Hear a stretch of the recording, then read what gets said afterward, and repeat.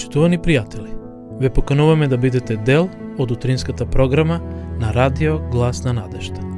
Секој ден од понеделник до петок во 8:30 минути со Томе Трајков. На Facebook страната на Радио Глас на надежда.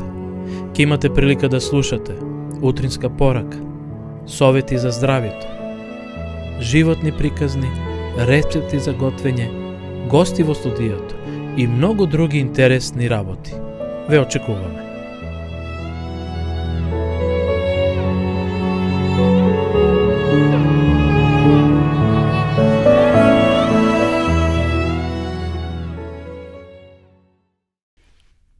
Почитувани гледачи, добро утро. Вие следите утринската програма на Радио Глас на надежда. Емисија која се емитува секој утро од понеделник до петок во 8 часот и 30 минути. Денеска е петок, 6. мај 2022 година. Пред да ги проследиме сервисните информации, на почетокот ќе ве поздравиме со една убава христијанска песна.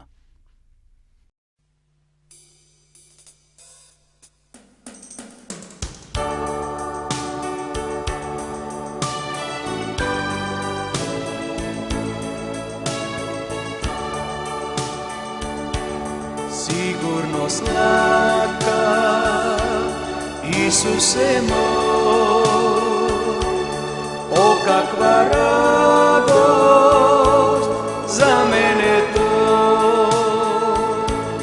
dete sam Božjo, sigurno znam, otkupen sokaj, roden od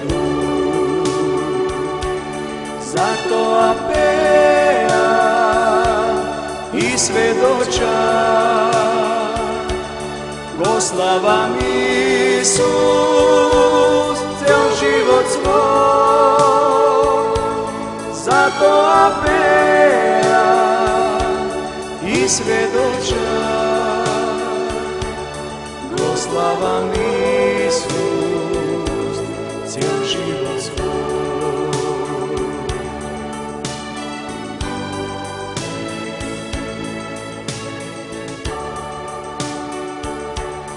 Od srce živo mu predavam, za nego svega ja živeja.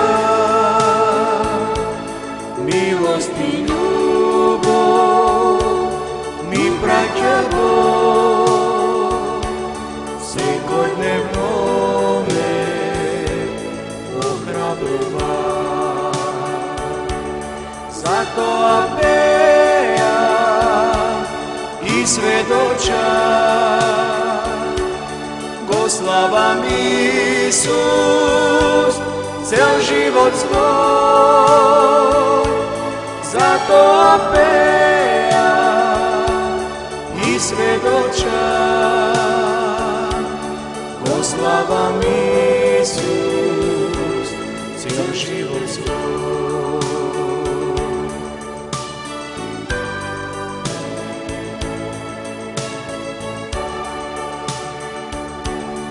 Odmor Isus dobivam jas, sreća i blaženstvo sekoj čas. Sokrenat pogled očekuvam, do njegov presvjet da poredam. Zato apela i svedočam, goslavam Isus cel život svoj. Zato apela i svedočam, goslavam Isus cel život svoj. Goslavam Isus cel život svoj.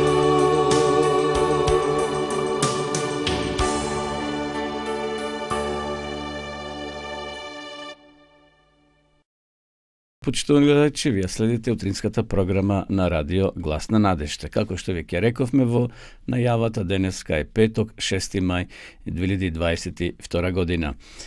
Сонцето изгреа во 5 часот и 23 минути, а истото ќе зајде во 19 часот и 32 минути. 126 ден во годината или уште 239 дена до крајот нова календарска година. Утрово е релативно топло во Кавадарци, некаде температурата според прогнозата е плюс 6-7, така да ќе се искачи денеска до 23 степени. Што се однесува до температурите во останатите делови на нашата земја, УХРМ јавува дека ќе имаме од 4 до 15 степени во крајно западните делови, во Скопскиот регион ќе имаме од 8 до 23, Куманово од 6 до 19, Беровскиот регион променливо облачно од 4 до 18, Гевгеле ќе биде стандардно најтопло од 10 до 24, Пелагонија од 8 до 21 и во туристичкиот крај во Охрид од 7 до 17 степени. Значи денеска ќе имаме сончево со умерена облачност, попладне со локални пороен дожд, грмежи и засилен ветер. Така да ништо нема да веќина ако си понесете чадор во попладнените часови, ако случајно излегувате во град или во прошетка. За време на викендот исто така ќе имаме променливо време.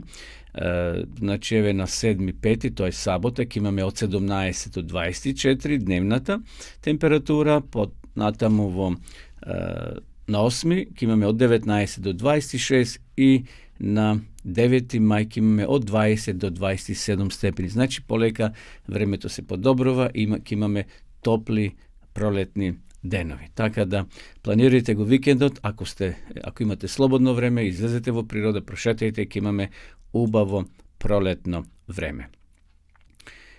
Што се однесува до останатите сервис информации, Автомотосојузот на Македонија ни јавува дека коловозите се суви, така да возачите возат по суви коловози. Интензитетот на сообраќај на патните правци надвор градските средини е умерен. На граничните премини од македонска страна нема подолго задржување за влез и за излез од нашата земја.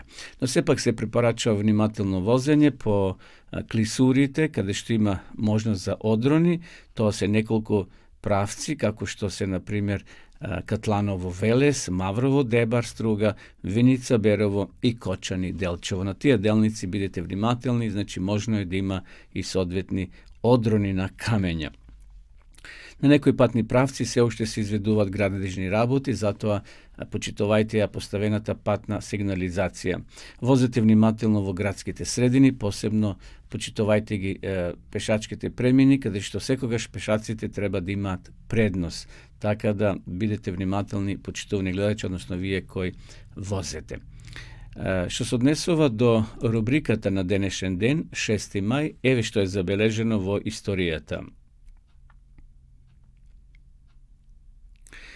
1626 година холандскиот доселеник Питер Минуит од индијанците го купил островот Менхетен, на кој подоцна изграден Њујорк. Гледате колку е стар тој град, почитувани гледачи. 1626 година на денешен ден овој холандски доселеник Питер го откупил од индијанците овој остров Менхетен, на кој подоцна го изградил односно бил изграден градот Њујорк. Добро, 1840 година пуштени биле во оптек првите поштенски марки во Велика Британија, од 1 и 2 пени со ликот на кралицата Викторија I. Тоа се случило 1840 година. Во 1848 година во селото Лазрополе гостиварско е роден Васил Апостолов Икономов, македонски учител, етнограф, печатар, преведувач и така натаму. Починал во Лазрополе на 4 јуни 1934 година. Во Во 1889 година во Париз официјално била отворена Ајфеловата кула, една од најголемите знаменитости на градот. Конструкторот на кулата бил инженерот Густав Ајфел. Кулата е поставена на парискиот плоштад Шан де Марс и е висока 320 метри. Зато се вика Ајфелова кула. Гледате, човекот го носил то презиме, Густав Ајфел, и по неговото презиме е наречена Ајфелова кула. Јас не сум имал прилика да ја посетам, може би вие сте биле, но еве, ако се укаже прилика, посетите ја ова интересна кула, белек на Франција, односно на Париз, висока е 320 метри. Значи, во 1889 година тогаш ете поставена таа Ајфелова кула, односно пуштена е во, што би се рекло, во промет, во посета на туристите. Во 1919 година на Версајската мировна конференција по Првата светска војна во Германија и биле одземени колониите во Африка. Значи, на Германија, после Првата световна војна, во 1919 година и биле одземени тие колонии кои тие ги поробиле или ги одзеле, значи ги усвоиле во Африка, сега ете им биле одземени. И знаеме и за време на Втората светска војна исто така многу колонии, многу држави помали потпаднале под тие големи сили. Во 1952 година во селото Лабуниште, Струшко, умрел Ангелко Крстич, македонски романсиер, раскажувач, драмски автор и учител. Најпознат е по романот Трајан, објавен во 1932 година, роден бил во селото Лабуниште на 1 ноември 1871 година.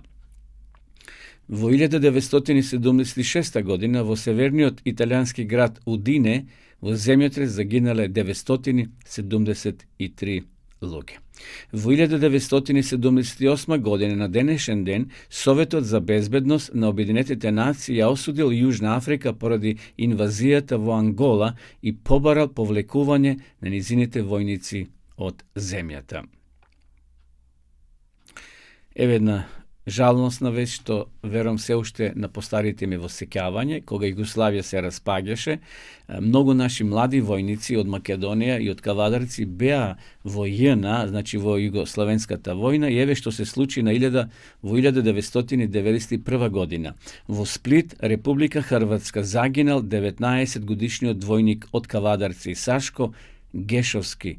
На денот на загинувањето тој бил на должноста стражар во командата во Сплит, каде што протестирале над 30.000 демонстранти.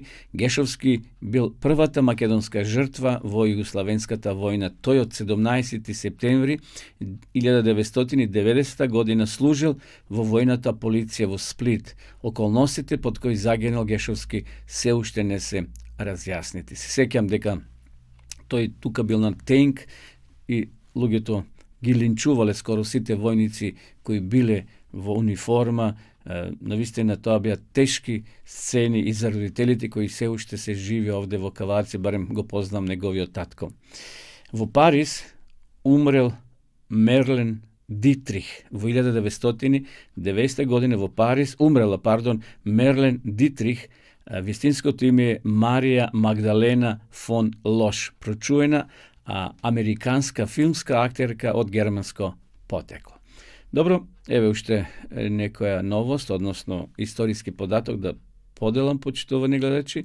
2006 година починала последната преживеана патничка на бродот Титаник, американката Лилијан Гертруд Абсолунд.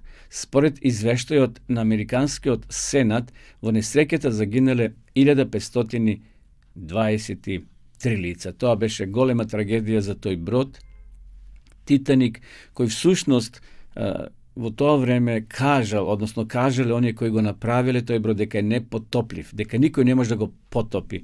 Но на жалост знаеме за неполни 2 часа еве стотици луѓе загина, се беа удавени кога бродот удри во Санта Мраз и се расцепи фактички на 2 дела, и сите тие 18 комори како заштитни ѕидови едноставно брзо беа преполнети со вода и бродот потонал.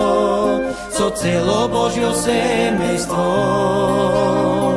Тебе да те видиме, низ вечност да те славиме.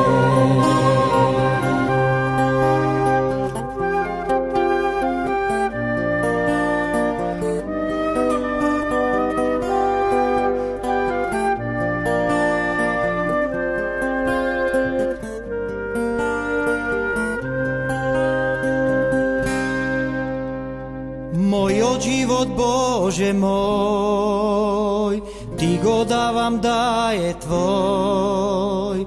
Јас те молам, земај го, од корен Ти промени го.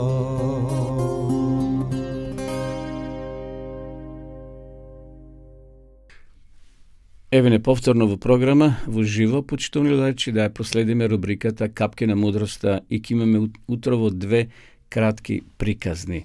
Еве неколку капки на мудроста. Светот е погладен за љубов отколку за леб. Значи светот е повеќе гладен за љубов отколку за леб. Парите полесно се спечелуваат отколку да ги сонуваш. Него проценува и човекот според оделото кое го носи. Може би кројачот бил повешт од воспитувачот. Насмевката иста на сите јазици. Навистина, тоа е така.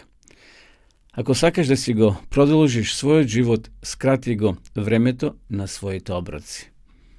Убава мисла, но тешко може би се спроведува, но би требало. Ако сакаш да си го продолжиш својот живот, скрати го времето на своите оброци. Овцата блее кога е жедна, а човекот кога ќе се напие. Еве некој тоа го запишал, може би и го доживел. Најсигурен начин да станеш сиромашен е да се однесуваш како богаташ. На некој може да им се помогне само така ако не им се помага. Ете и тука има вистина. Постојна народна кинеска поговорка, научи го човекот да лови риба, а не да му даваш секој ден по една риба. Значи тој ќе се навикне само да добива, ако ќе се навикне да се научи да лови, тогаш ќе може да си ги задоволи своите потреби. На некој може да им се помогне, како што реков, само ако не им се помага, во смисол да се научи и тој нешто за да биде користен.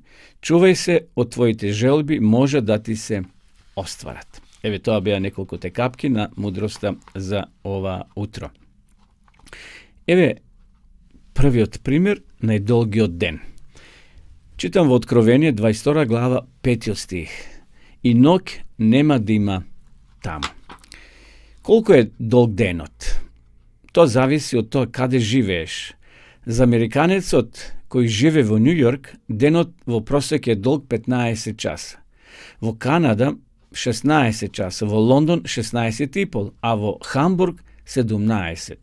Во Северна Финска луѓето го гледат сонцето 22 часа, а уште е на вечер. Во Салцбург, во Норвешка, во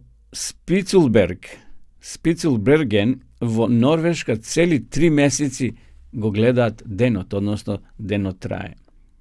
Сепак остануваат незначителни во споредба со денот опишан во Откровение 22.5. Бог ни кажува дека во главниот град на новата земја денот ќе трае вечно, бидејќи таму нема да има ног.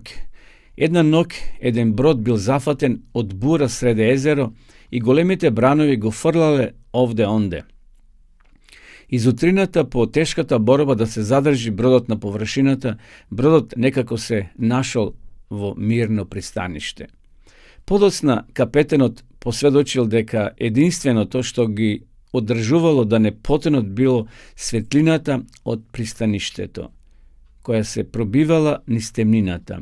Исто така и христијанинот е охрабрен во темнината, ако својот поглед го насочи кон бисерната порта.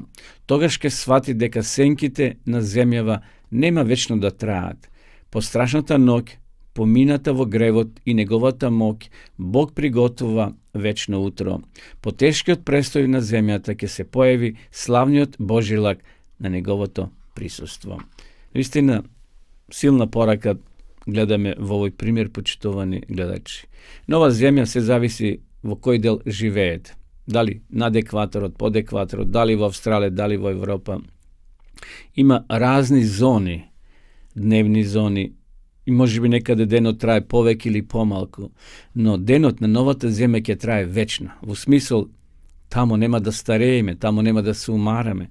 Ќе има некој благо затемнување, сум прочитал од некои писатели, од духовни писатели на новата земја, значи збором за Ерусалим, кај што ќе свети, целиот ќе биде од злато, но во другите делови на планетава, на таа вечна планета, на новата земја, ќе има благо затемнување, но нема да има ноќ, зашто ноќта е символ за раздвојување, ноќта е символ за страв, и така да пише во Библијата, и ноќ нема да има тамо. Ете, нека биде тоа наш копнеш, да еден ден навистина бидеме и ние жители во тој вечен град, кај што ќе нема ноќ, кај што ќе нема страв, кај што ќе нема мерење на времето со денови, со часови или на некој друг начин. Ево уште еден пример на почетокот, односно после овој што го слушнавме, најдолгиот ден, уши за слушање. Полна е целата земја со Твојата добрина. Господе, поучи ме за Твоите наредби. Псалам 119:64. Повеќето од нас имат потреба од често духовно оживување. Како што си поминува времето, ние стануваме нечувствителни кон Евангелието и Божиот глас. Утврдени во своите патишта, единствено задоволството на причината да си ја одржуваме удобната положба, и затоа ги стврднуваме нашите срца и ги затвараме своите уши за тивкиот Божи глас. Како последица на тоа, престануваме да растеме. Еден писател ја дава следнава илустрација за овој проблем. Пред некој ден отидов на преглед кај специјалистот за уво, грло и нос. Како дел од прегледот, тој ми ги очисти ушите. Со помош на една мокна водна пумпа, тој ја исчисти на собраната маст од моите уши. Кога видов што се излезе од нив, му реков на лекарот: „Докторе, вистинско чудо е како сум можел да слушам со сето ова во моите уши." А докторот ми одговори: "Тоа се собира малку по малку и на крајот сетилото за слух сосема се затнува." Исто така, исто е и со христијаните, кои имаат уши, но не слушаат. Тој специјалист е во право. Ние дозволуваме отпадоците на овој свет да ги затнат нашите уши, па така не можеме да го слушаме гласот на Светиот Дух. Може би сме пренатрупани со грижи на овој свет, или сме затнати со горделивост, или пак не ја разбираме нашата вистинска положба во Христос. Кој да е причината, таа мора да биде отстранета преку покаяние и послушност. Само така ќе можеме повторно да го слушаме Божиот глас, и затоа прашање: имаме ли уши за слушање? Со што се затнати нашите уши? Секој си знае за себе, но Божиот глас, Божиот Свети Дух може да ги очисти нашите духовни уши, да може да бидеме чувствителни на Божиот глас, кој ни вели: ово е патот, по тој пат се движите. Ако има некои такви пречки кои често ни ги затнуваат нашите уши, време е, почитувани гледачи, да го молиме Бога да ги очисти. Како овој човек, овој пациент што отишол кај лекарот и тој со таа водена пумпа му ги очистил ушите, да може физички да слуша. Така да, еве, Господ не повикува денеска и ние да бидеме подготвени да го слушаме неговиот глас, кој секогаш има што да ни каже, нешто убаво, нешто пријатно, да ни даде некој совет за нашиот секојдневен живот. Еве, тоа беа пораките во овие две кратки приказни, и затоа одиме сега повторно со песна и ќе се вратиме потоа во живо во нашата програма.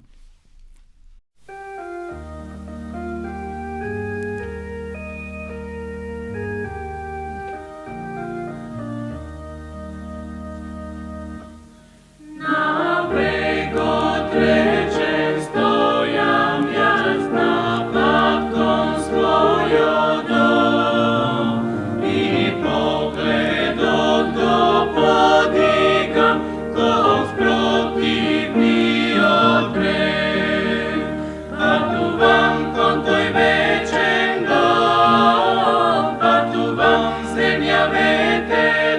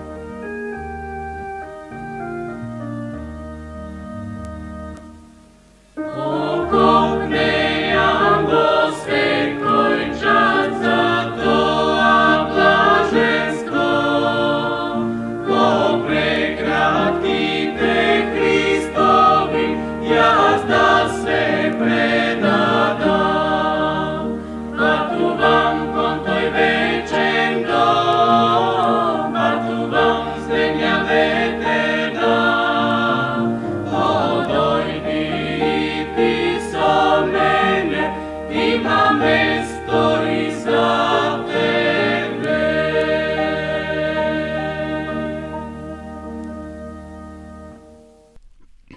Продолжуваме со нашата емисија, почитувани гледачи, следува утринскиот стих со соодветен коментар. Денеска, како што рековме, петок, 6 мај. Услови на заветот.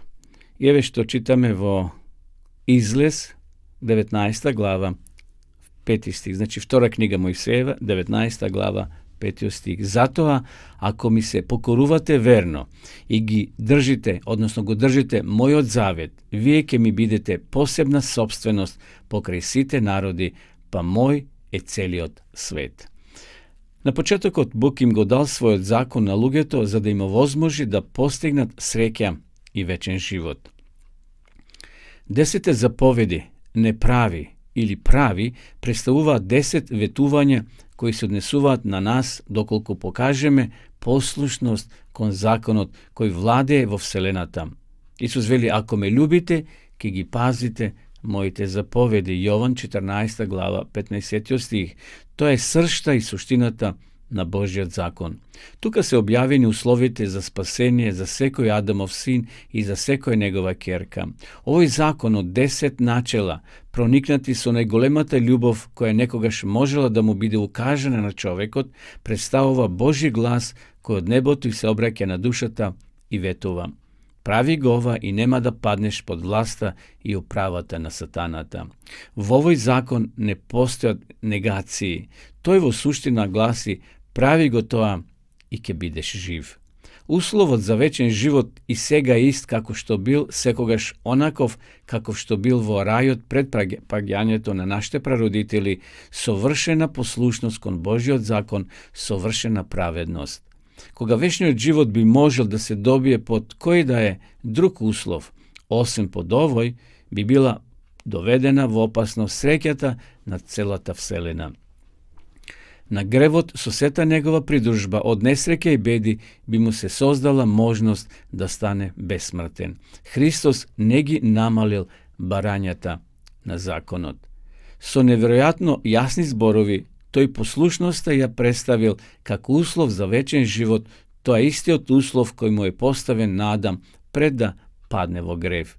Божите барања во заветот на благодата се сеопфатни и наполно идентични со оние што му биле поставени на човекот во Едем. Апсолутна хармонија со Божиот закон кој е свет, праведен и добар.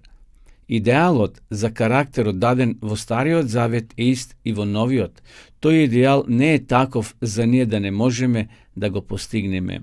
Во секоја заповед или налог што Бог ни ги дава, се наоѓа и ветување. Најсигурно ветување кој го содржат сите прописи. Бог ни овозможил да можеме да станеме слични на Него. И тој тоа ќе го оствари за сите оние кои со својата изопачена волја нема да го попречуваат дејствувањето на Неговата благодат. Еве тоа беше утринскиот текст за денеска, 6 мај, кој го најдовме во Излез или втора книга Мојсеева, 19 глава, 5 стих. Ќе го повторам. Затоа ако му се покорувате верно и го држите мојот завет, вие ќе ми бидете посебна собственост покрај сите народи. Знаеме дека во минатото еврејскиот народ бил посебен народ од Бога, одвоен за да биде носител на правата вистина. Знаеме дека евреите или израелците докрај не остварили таа Божја намера. И затоа пишува во Новиот Завет: нема повеќе еври, нема грк, нема машки род, нема женски род. Во смисол, денеска сите ние сме Божи чеда ако го следиме неговиот пат и ако се држиме според тој завет што Бог сака да го направи со нас. Бог денеска познава само добри и лоши, позитивни и негативни луѓе, машко и женско. Сите ние може да бидеме негови чеда и да бидеме следбеници овде, како што вели, да бидеме посебна Божја собственост. И затоа нека и овој ден го следиме Бога според правилата што тој ги запишал во Библијата. Тоа е послушност кон неговите правила кои се свети, кои се непроменливи. Условите за спасение се и денеска исти, не се променити. Значи, тие се постојано исти. И апелот од Бога е ист денеска да дојдеме, да се покаеме пред Него и да ја твориме Неговата волја. Доколку сакате, почитувани гледачи, да имате и Библија и вие да ги читате овие утрински стихови во вашите свети писма, слободно порачајте Библија кај нас, а ние ќе ви испратиме бесплатно. Може исто така да ја проучувате Библијата и по дописен пат. Постои онлайн, значи електронски начин на проучување на Библијата преку дописната библиска школа, сега за кој ми ќе ја видите рекламата и слободно напишете во вашите компјутери на Google Библијата зборува.мк и ќе ви се отвори страницата и следете ги информациите кои ќе ги прочитате. Одиме сега со рекламата.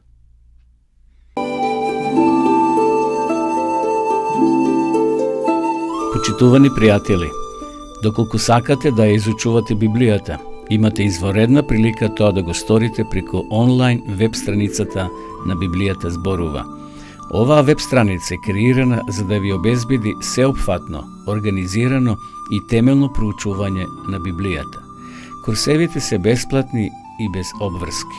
Можете да го следите во кое било време, тогаш кога вам ви одговора. На располагање ги имате следниве курсеви: библиска археологија, библиски пророштва, за верата и верувањето, библиски совети за здравјето, библиски совети за бракот и семејството. Запознајте ја Библијата, Светото писмо на Стариот и Новиот Завет преку курсевите на интернет или во печатена форма.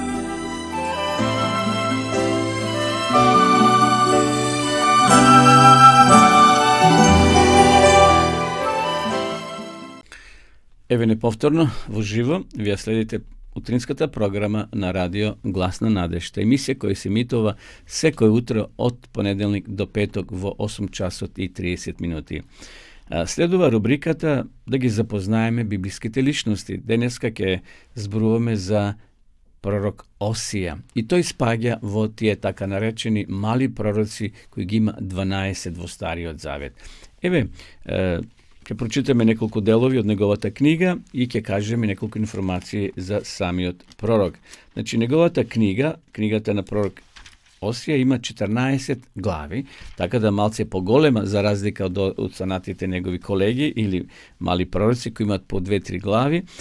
Пророк Осија е еден старозаветен пророк кој Господ го повикал. Живел некаде околу 800-та година пред Христа. Значи, неговите зборови, неговите пророштва се преточени, запишени токму во книгата негова, наречена книга на пророк Осија. Тој ги укорувал израелците и Јудеја. Кога велам Израел и Јуда, зошто тоа го напоменувам? Зошто знаеме Израел како царство се раздвоило на два дела, на Јудино и на Израел, 10 со 2 племиња. И отишле дури во идолопоклонство. Тој ја прорекувал Божјата казна која ќе се излие врз нив ако не се вратат повторно на вистинскиот пат. Тој ја пророкувал и пропаста на Самарија и Израел поради отпадништво, но милоста Господова сепак била наклонета кон тој народ. Според некои верувања, тој зборувал да се укинат сите тие жртвени системи кои биле само една фарса, правеле церемонии, а всушност воопшто духовно не биле приближени кон Господа. И еве, ако читате овде, вели, Господовото слово што му дојде на Осија, тој бил син на Веирев, во деновите на Озија, Јоатам, Ахаз и Езекија, јудејските цареви, во деновите на Еровам, синот Јоасов, израелскиот цар. Значи ги спомнува израелските цареви и јудејските. Сега овде он зборува за таа тој неморал кој го правеле самите израелци, и за духовен неморал, не само за тој физички, и спомнува тука Гомера како жена, како Господ му наредува да ја земе таа жена која отишла од него. Значи, тоа се духовни пораки кои може да ги најдете во неговата книга. Остро тој го опишува, ја опишува состојбата во тоа време. И ги пренесува тие Божи пораки за нив. И еве, во 12-та глава, може да читаме и од 12-та првин, после ќе читаме во 14-та, првиот сте вели: Ефрем се храни со ветер, трча по источниот ветер, цел ден се повеќе се неговите лаги и насилства. sključovat soju со Asirija, nosat maslo u Egipet. Gledajte kako traguvale za biznis, pravile biznis со Asircите кои им биле вечити непријатели, а сега склучиле завет со нив. Господ има парница со Израел, ќе го казни Јакова според постапките, ќе му врати според неговите дела. И сега во последната глава, еве што кажува, Самарија ќе биде запустена, зашто се побуни против својот Бог. Тие ќе паднат од меч, нивните младенци ќе бидат погубени, ќе им ги распорат нивните трудни жени. Израелу, врати се кај твојот Господ Бог, зашто падна заради твоето беззаконие. Зошто падна, вели, заради твоето беззаконие? Земете ги во себе, земите ги со себе зборовите и обратете се кон Господа. Речете му, одземи го од нас беззаконието и прими го за добро. И ние ќе ти дадеме благодарни, ќе ти бидеме благодарни, ќе ти дадеме благодарни приноси од своите усни. Асирецот нема да ни избави и не ќе јаваме веќе коњи, ниту ќе му зборуваме на делото на своите раце. Боже наш, зашто си рачето наоѓа милост во тебе? На крајот завршува Осија: кој е мудар, нека го свати ова, и разумниот човек нека го знае, зашто Господовите патишта се прави, праведниците одат по нив, а грешниците паѓаат на нив. Еве, предизвик за сите вас, почитувани гледачи, денеска да ја прочитате неговата книга. 14 кратки глави, може за 15-20 минути ќе ја прочитате целата книга, но ќе се вратите во времето кога живеел овој Божи човек и каква била состојбата, духовната, моралната состојба на Израел и на Јудеја, токму кога тој живеел и пророковал. Еве толку за денеска, кога ево прашање за познавање со библиските личности, со библиските пророци. Сакам сега да зборувам, да ви кажам неколку информации, но пред да ги споделам тие информации со вас, почитувани гледачи, еве ќе одиме уште со една духовна песна.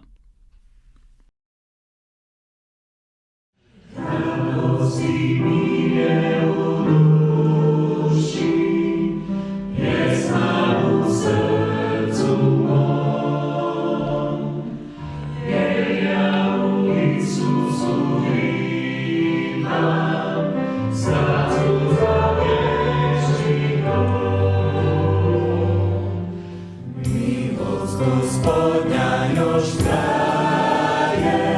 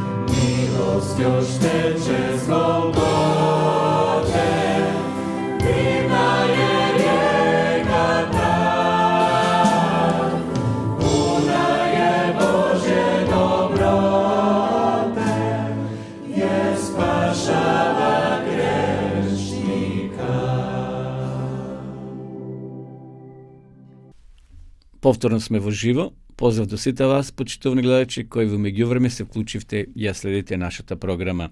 Сакам да ви известам дека ова пролет во мај месец од 20 до 24 во Охрид ќе се одржи семинар за возрастни. Така да сите вие кои сакате и кои имате финансиска можност, 2700 денари се потребни за 4 дена, значи од петок почнува на вечер, па завршува во вторник во попладневните часови. Ке имаме посебен гостин, Желимир Станич, теолог од Белград, кој ќе биде со нас, ќе се дружиме, ќе пееме, ќе се шетаме, значи ќе се рекреираме, ќе има доволно време да се посетат сите важни објекти или оние моменти кои се во Охрид забележени, така да ќе шетаме покрај Охридското езеро, ќе ги посетиме билините извори, ќе отидеме кај манастирот Свети Канео и кај други убави места кои се во Охрид. Затоа планирајте, јавете се, можете на мојот телефон, ќе видите сега плакатата, така да планирајте, јавите се на време за да може да обезбедиме место, ќе бидеме во наш објект. Таму имаме и кујна, имаме и простори за време, за целото тоа време ќе бидеме заедно во истата зграда. Затоа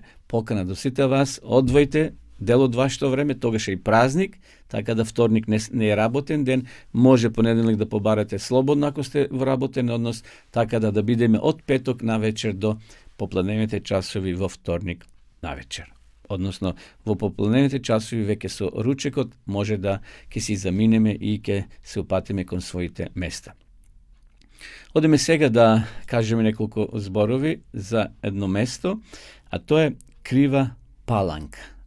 Да го запознаеме и тој дел од нашата земја. Секое утро спомнуваме по некое место, дали е град, дали е село, дали е и некое излетничко место.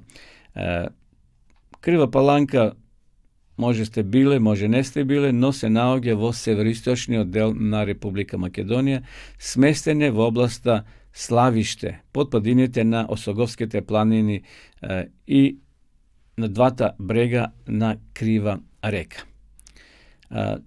Кога одите за Бугарија од Скопје, односно од Куманово, мора да поминете низ ова градче, значи тука е близу граничниот премин Деве Баир кој води кон Република Бугарија. Од Куманово Крива Паланка е оддалечено 62 километри, а од Скопје равно 100 километри. Името на градот Крива Паланка доаѓа од така обликованата долина на Крива река. Поранешното име на градот било Егри Дере. Ете како се викал некогаш Егри Дере, што на турски јазик значи крива река. Подосна зборот Паланка го заменил турскиот збор Дере и така останало Крива Паланка. Градот е еден од помладите градови на територијата на Република Македонија. Градот бил формиран од турците, поточно од Бајрам Паша, и градот имал важност како воен и одбранбен центар. Тој центар имал за цел да го заекне тој регион на Македонија. Основањето на градот е забележено во турските документи од 1043 година по муслимански календар или по стандардното христијанско броење во 1633 година. И сега овде турскиот патописец Евлија Челебија исто така во своите белишки забележува во 1661 година тој запишал: одбранбениот објект тврдината во обем има 800 чекори. Има една порта која се отвара кон југоисток. Во неја има складиште за муниција, житни амбари, 10 шахи топови, 200 војници, градски заповеди и така натаму. Ете и тој во своите тефтери запишува интересни податоци од тоа време за градот Крива Паланка.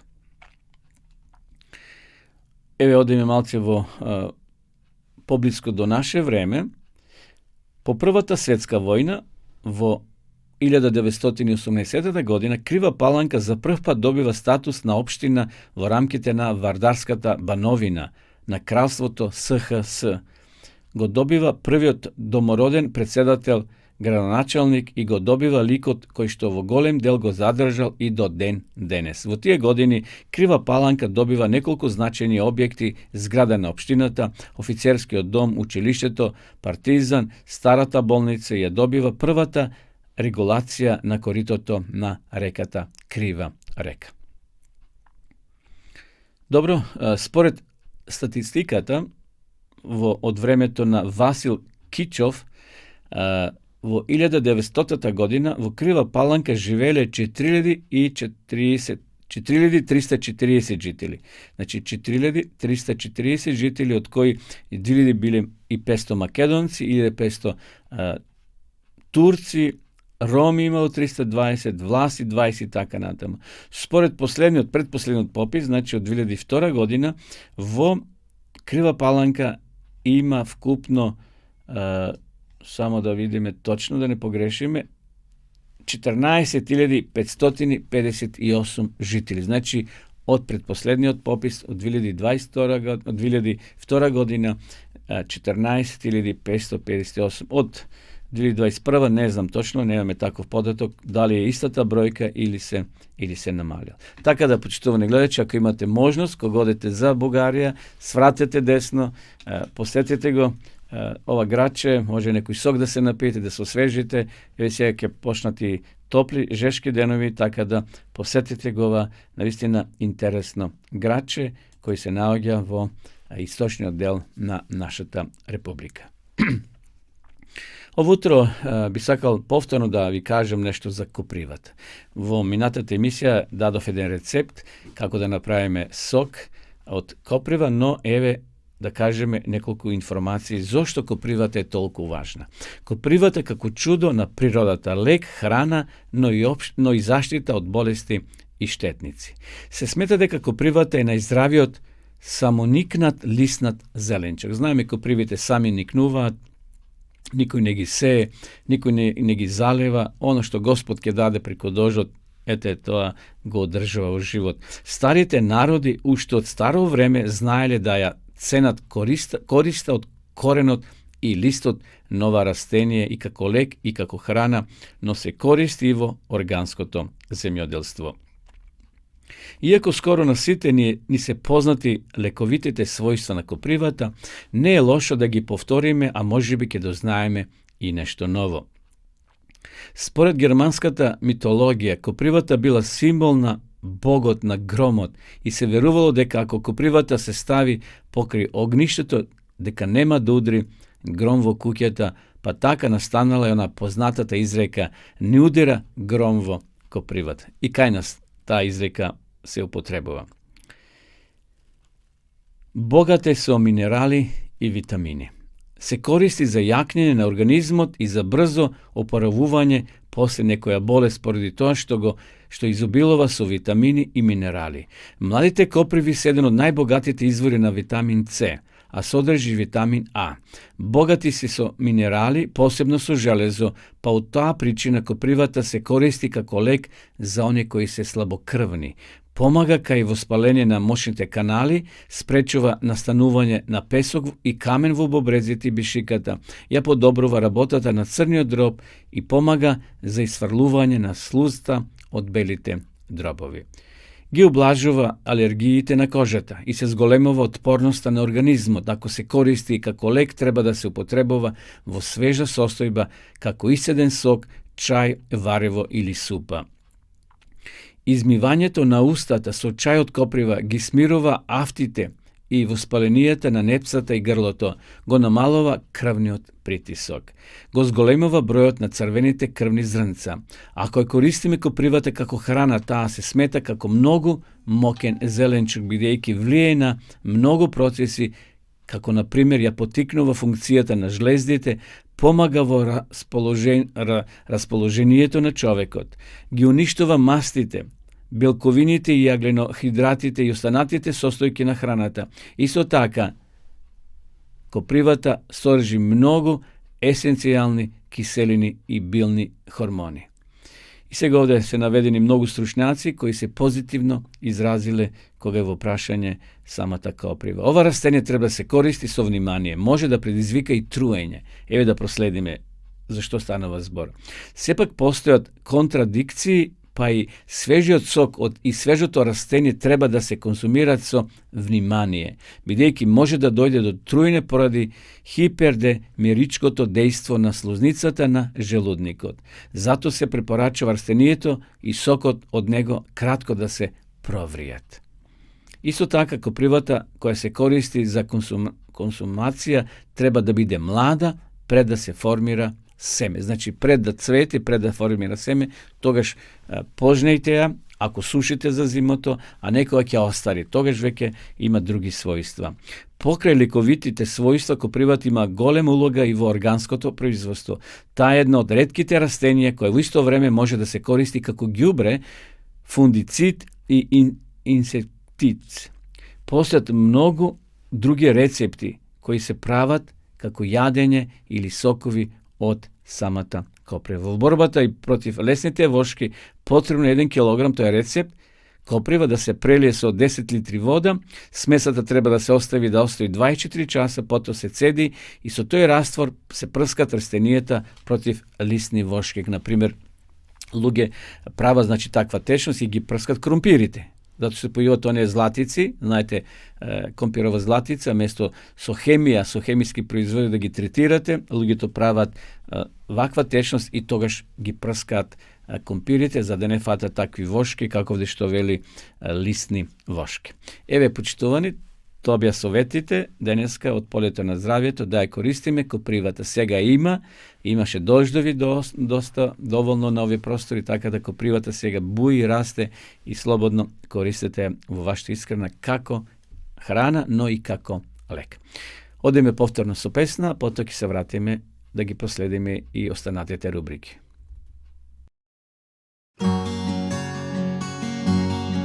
Dok sunce peče iznad žala, vreli kamen bijel od vala, mali čamac pristaje uz obalu. U njemu ribara krupna stasa, težak koji iz sve glasa oplakuje riblju žetvu propalu. Čelo zgužvano od bora, grizu zrnca soli mora, ali gladna usta koja kući čekaju. Drhtave ruke grudi tuku, kako doći praznih ruku, kako odoljeti tihom dječjem djecaju. Zamisli se ljuto tada nad životom tim, životom koji nema hlada, da ga zakloni. Zakloni od takvog grada što mu dušu zarobi, zarobi u život muke, život uzdaj se u svoje ruke. Dok mu briga srce mori, jedan glas mu progovori, isplovi hitro jer još jedan ponovi sve. U čudu stojeći na pramcu, ribar vjerova neznancu, diže sidro i pljune tad u dlanove.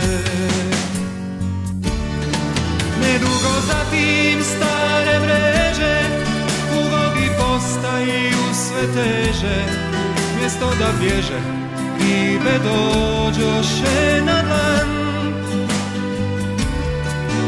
Dok je ribar sidrio svoj čamac, ajde za mnom, reče stranac, budi kamen i ispuni svoj san. Zamisli se ljuto tada nad životom tim, životom koji nema hlada, da ga zakloni. Zakloni od takvog grada što mu dušu zarobi, zarobi u život muke, uzdaj se u svoje ruke. Sjećanja i uspomene na vilu taj dan, dok je visio na križu ribar prikovan, prikovan zbog tihog stranca koji sada je dobro znan, kome su u strašne muke klimnom prikovali ruke.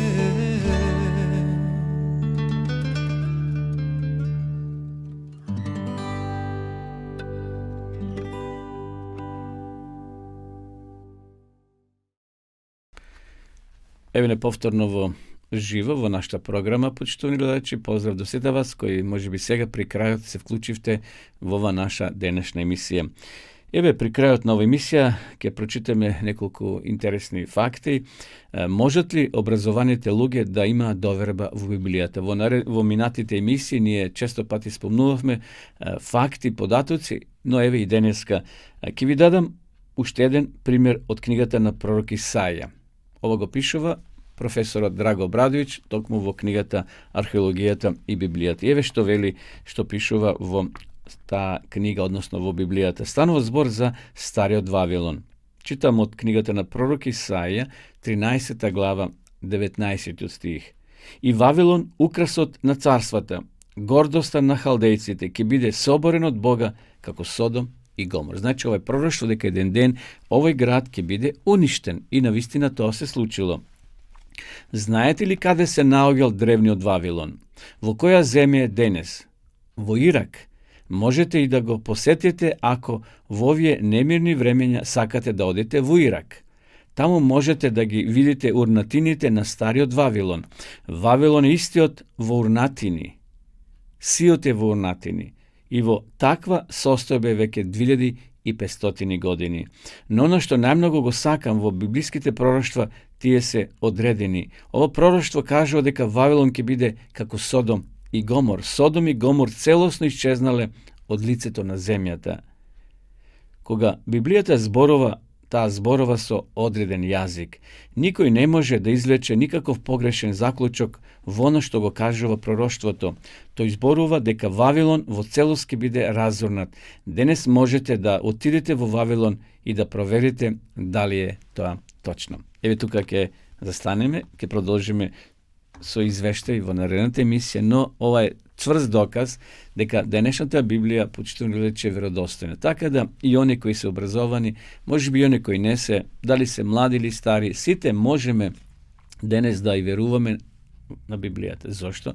Затоа што се она што таа го прорекла се исполнило, или се исполнува, или има уште малку пророштва кои доправа треба да се исполнат. Како е да е, денеска секој од вас може да има Библија, слободно порачете, читајте ја, во неа ќе ги откриете духовните вредности и оние работи кои се потребни за да ние го наследиме како луѓе вечниот живот кој Исус ни го нуди бесплатно. Исус ја пролил својата крв за секој од нас.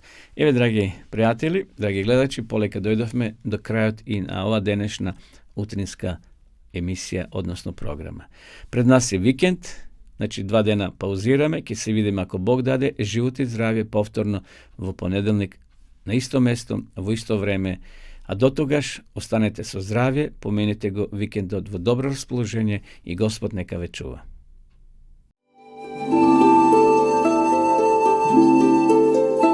Почитувани пријатели, доколку сакате да ја изучувате Библијата, имате изворедна прилика тоа да го сторите преку онлайн веб страницата на Библијата зборува. Оваа веб страница е креирана за да ви обезбеди сеопфатно, организирано и темелно проучување на Библијата. Курсевите се бесплатни и без обврски. Можете да го следите во кое било време, тогаш кога вам ви одговора. На располагање ги имате следниве курсеви: библиска археологија, библиски пророштва, за верата и верувањето, библиски совети за здравјето, библиски совети за бракот и семејството. Запознајте ја Библијата, Светото писмо на Стариот и Новиот Завет преку курсевите на интернет или во печатена форма.